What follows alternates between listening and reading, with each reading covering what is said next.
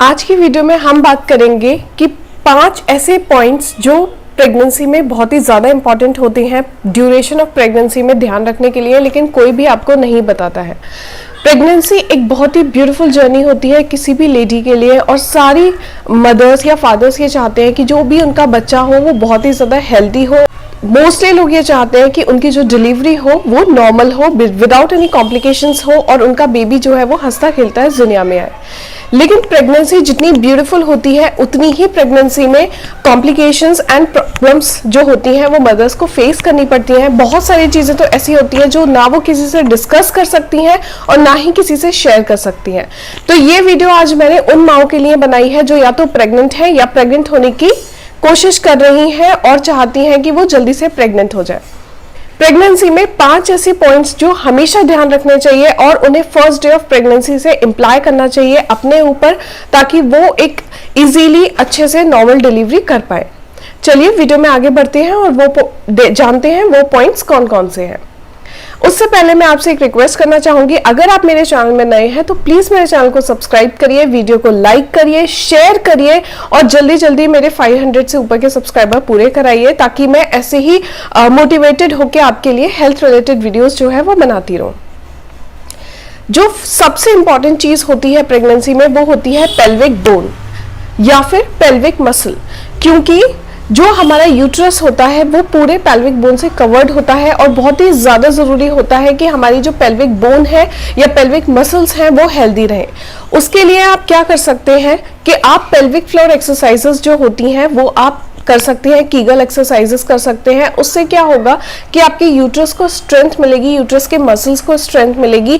अगर आप प्रेग्नेंट नहीं भी हैं तो भी आप ये एक्सरसाइज कर सकती हैं, ताकि आपका जो यूट्रस है, जो भी रिप्रोडक्टिव सिस्टम के जो भी ऑर्गन्स हैं, ovaries, fallopian tubes, uterus, urinary bladder, जितने भी चीजें हैं वो सारे के सारे पेल्विक ऑर्गन्स जो हैं वो आपके हेल्दी रहें। एक्सरसाइजेस करते हैं, मतलब कि पेल्विक फ्लोर एक्सरसाइजेस करते हैं, तो आपको बॉवल्स भी जो है वो बहुत सही से आते हैं। आपके जो मसल्स होते हैं वो बहुत ही ज़्यादा स्ट्रॉन्ग होते हैं, यूट्रस जो होता है उसको बहुत ही ज़्यादा स्ट्रेंथ मिलती है, और इसीलिए ये एक्सरसाइज जो है हर एज ग्रुप की महिला को करनी चाहिए और हर एज ग्रुप में रिकमेंडेड भी होती है। डिलीवरी में कभी कभी यूरिन इनकंटिनेंस भी देखा जाता है, यूरिन होल्डिंग में प्रॉब्लम होती है। अगर आप ये एक्सरसाइज कंटिन्यू बेसिस पे करेंगे तो यूरिन होल्ड करने की जो प्रॉब्लम है वो उससे आप हमेशा अवॉइड कर पाएंगे उस सिचुएशन को, कि वो सिचुएशन आपकी प्रेगनेंसी में आए। प्रेगनेंसी की जो जर्नी होती है वो एक रोलर कोस्टर राइड होती है इमोशंस की। मेंटल हेल्थ और इमोशनल सपोर्ट, इमोशनल हेल्थ बहुत ही ज़्यादा मैटर करती है जब आप प्रेग्नेंट होते हो, क्योंकि जिस तरीके के फेज में या जिस मेंटल स्टेट के साथ आप पूरी प्रेगनेंसी में रहते हो उसका असर, सीधा असर बच्चे पर भी पड़ता है।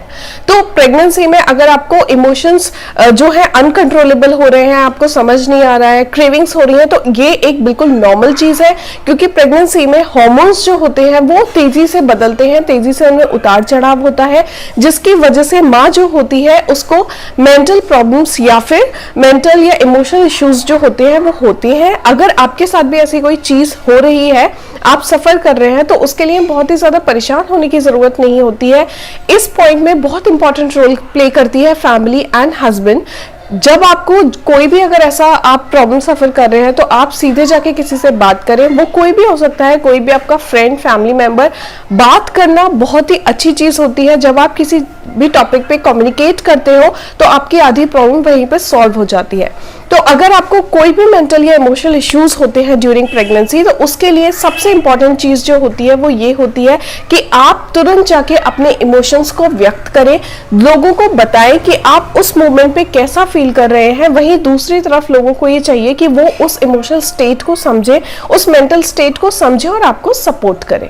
प्रेगनेंसी होती है तो यूजुअली क्या होता है, इंडियन कल्चर में तो ये बहुत ही ज़्यादा होता है कि आप अपने डाइट पे जो है वो बहुत ज़्यादा ध्यान देते हैं, और क्यों ना दिया जाए, देना भी चाहिए। प्रेगनेंसी में एक हेल्दी डाइट खाना बहुत ही ज़रूरी होता है, बेबी के लिए भी और उसके वेट के लिए भी।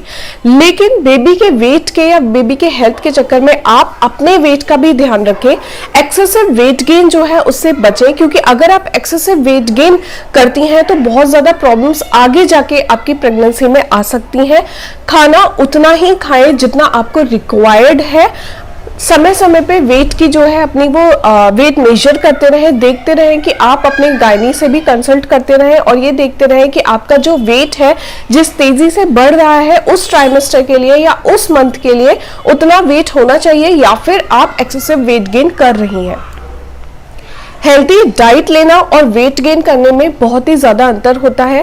पोर्शन ऑफ न्यूट्रिएंट्स खाते हैं वो भी हेल्दी रहते हैं, लेकिन उनका वेट जो है वो इतना ज्यादा नहीं होता है। लेकिन फिर भी ड्यू टू हार्मोनल चेंजेस और due to changes in your diet आप वेट गेन करते हैं, लेकिन उसके बावजूद भी ये ध्यान रखिए कि आपको एक्सेसिव वेट गेन ना हो, वरना आगे चल के प्रेगनेंसी में आपके थर्ड ट्राइमेस्टर में आप ओबेसिटी या फिर हाई ब्लड शुगर या फिर हाई बीपी, हाइपरटेंशन ऐसी चीजों को सफर कर सकते हैं। ना सिर्फ डायबिटीज या फिर हाइपरटेंशन बल्कि आप प्री एक्लेम्पशिया को भी सफर कर सकते हैं अगर आपका वेट एक्सेसिव हो प्रेगनेंसी के लिए। तो ये बहुत ही ज़्यादा ज़रूरी होता है कि आप जितनी डाइट कंज्यूम कर रहे हैं उतने एक्सरसाइज या वर्कआउट भी अपनी प्रेगनेंसी के टाइम पे करें, या फिर आप एक प्रॉपर डाइट लें as recommended by your doctor और योर न्यूट्रिशियस्ट। फोर्थ पॉइंट जो प्रेगनेंसी में सबके साथ होता है पर कोई भी आपको बताता नहीं है, वो ये है कि आपके पेल्विक गर्डल जो होता है उसमें पेन होता है। मतलब पेल्विक बोन जो होती है पूरी की पूरी पेन करती है, और ये जो चीज होती है ये बहुत ही कॉमनली देखी गई। पेल्विक गर्डल जो होता है जिसमें आपके बैक, हिप्स, थाइस सारी की सारी जो भी पेल्विक एरिया की पेल्विक बोन की जो भी मसल्स होती हैं या फिर पेल्विक एरिया की जो भी मसल्स होती हैं वो सारी की सारी पेन करती हैं। हालांकि ये चीज कोई भी बताता नहीं है, लेकिन मैं आपको बता रही हूँ कि ये चीज बहुत ही कॉमन होती है और ये हर कोई सफर करता है। इसके लिए आप कोई भी फिजियोथेरेपिस्ट जो है वो हायर कर सकती हैं या उनसे कंसल्ट कर सकती हैं। वो आपको एक्सरसाइज या फिर मसाज आपके कर देंगे और आपको बहुत ही ज्यादा रिलीफ मिलेगा। चलिए वीडियो में आगे बढ़ते हैं और जानते हैं कि वो फिफ्थ पॉइंट कौन सा है जिसके बारे में लोग बहुत ही इजीली इग्नोर कर देते हैं। और most of the house holds में यही देखा गया है कि किसी को ध्यान भी नहीं रहता है कि हाँ ये जो पॉइंट है या ये जो चीज है ये बहुत ही ज्यादा इंपॉर्टेंट है, एक इसमें बहुत कॉमन है और मोस्टली देखा गया है कि डिलीवरी के बाद जो है वो लेडी की केयर जो है उतनी नहीं रह जाती है।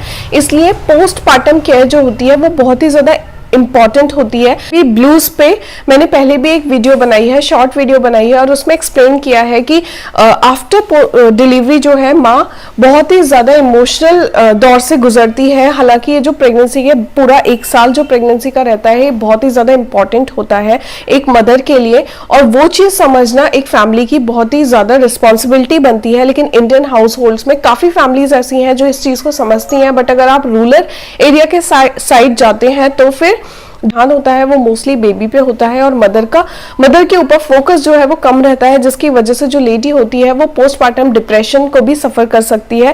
पोस्टपार्टम डिप्रेशन का जो रेट है इंडिया में वो बहुत ही ज्यादा हाई है, इसीलिए मैंने इस पॉइंट को अपनी वीडियो में हाईलाइट किया है। ये वीडियो मैंने उन पॉइंट्स के ऊपर बनाई थी जो 5 पॉइंट्स, मेन इंपॉर्टेंट 5 पॉइंट्स जो प्रेगनेंसी में हर लेडी सफर करती है, लेकिन कोई भी उसके बारे में बात नहीं करता, कोई डॉक्टर भी आपको बैठ के कंसल्ट नहीं करेगा। और ये बहुत बेसिक सी चीज है।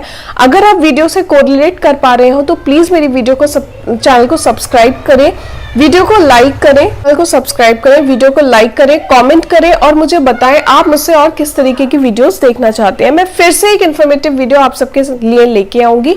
Till then bye and thank you.